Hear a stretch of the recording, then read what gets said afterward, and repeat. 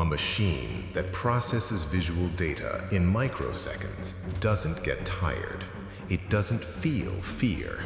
And above all, it has absolutely zero moral hesitation when it comes to executing a target.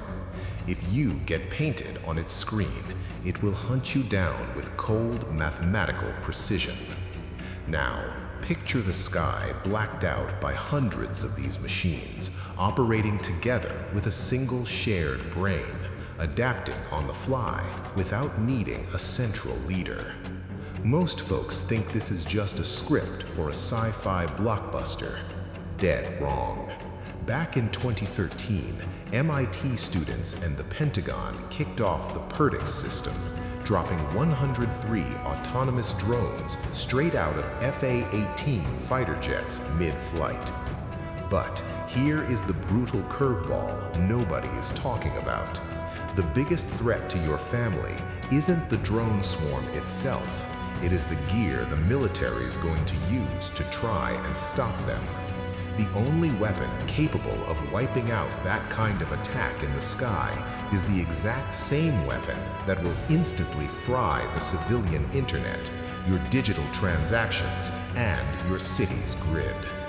In this video, we aren't talking politics or tinfoil hat theories. We are dissecting the hard physics of autonomous warfare. We are going to expose the Pentagon's actual drone swarm programs, explain why electronic warfare will nuke your digital life as collateral damage, and break down the only 3 physical protocols that guarantee your survival when the algorithms take the wheel. Pay close attention to protocol number 3, because the cash in your banking app is about to become totally worthless. To understand your vulnerability, you got to understand the enemy.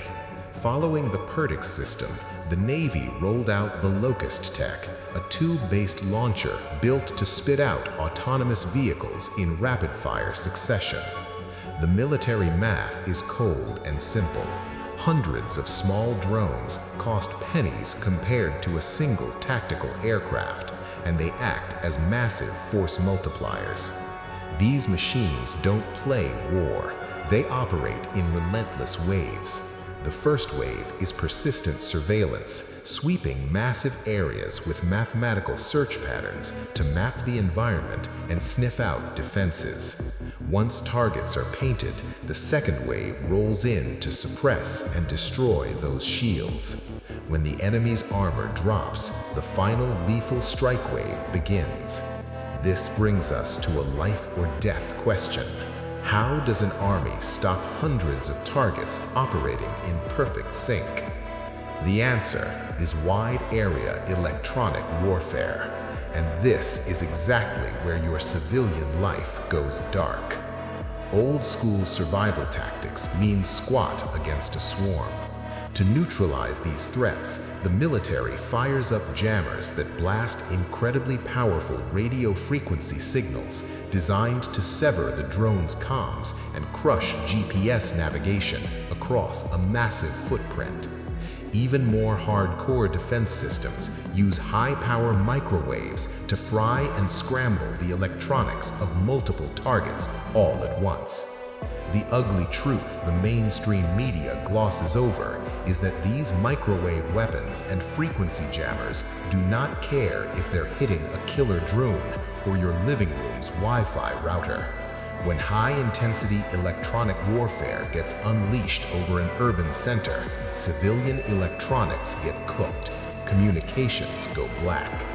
This kind of cyber and infrastructure volatility triggers immediate cuts to international credit lines. The digits on your phone screen and your plastic credit cards go up in smoke.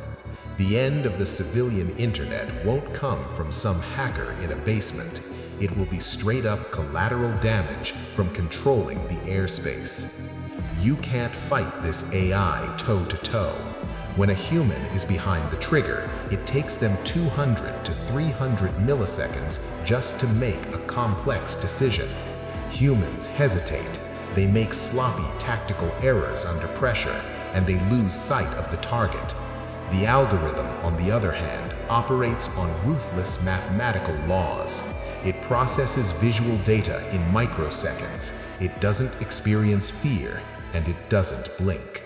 So, how do you beat the physics of an unmanned hellscape? You drop off the digital radar and build analog walls. Protocol number 1, the glass mirage. If the grid is down and a surveillance wave is hunting for heat signatures, you need to know that thermal cameras cannot see through glass panes. Physics dictates that glass blocks long-wave infrared radiation. If you hunker down inside a storefront behind a closed window, you become totally invisible to the heat sensor. The drone looks at you and sees nothing but the window's temperature or its own reflection. Protocol number 2, sneaky ventilation. The dumbest rookie mistake you can make when hiding underground is sealing up all the cracks to keep your warm air inside. Heat and pressure will always find a way out.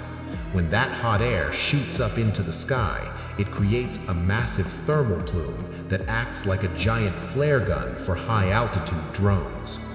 The fix is to dig shallow trenches running horizontally for about 10 meters under the dirt. The cold earth sucks the heat right out of the air as it travels, dispersing it safely by the time it vents. Protocol number 3, the financial shield. You've got to unplug from the digital illusion before the collapse hits. Keep a strategic reserve of hard physical cash stashed inside your house for short-term emergencies. When electronic warfare fries the comms and international credit freezes over, physical cash is the only analog tool that will guarantee your ability to score food and fuel. Military tech doesn't give a damn about your bushcraft skills. The algorithm only understands thermal contrast and pixels. Master the physics and prep up, not because you want to play G.I. Joe, but because the only thing colder than the absolute void is a machine scanning for your heartbeat. If you found this intel useful, smash that like button so the YouTube algorithm pushes this warning out to more folks. Stay safe, stay prepared, and thanks for watching.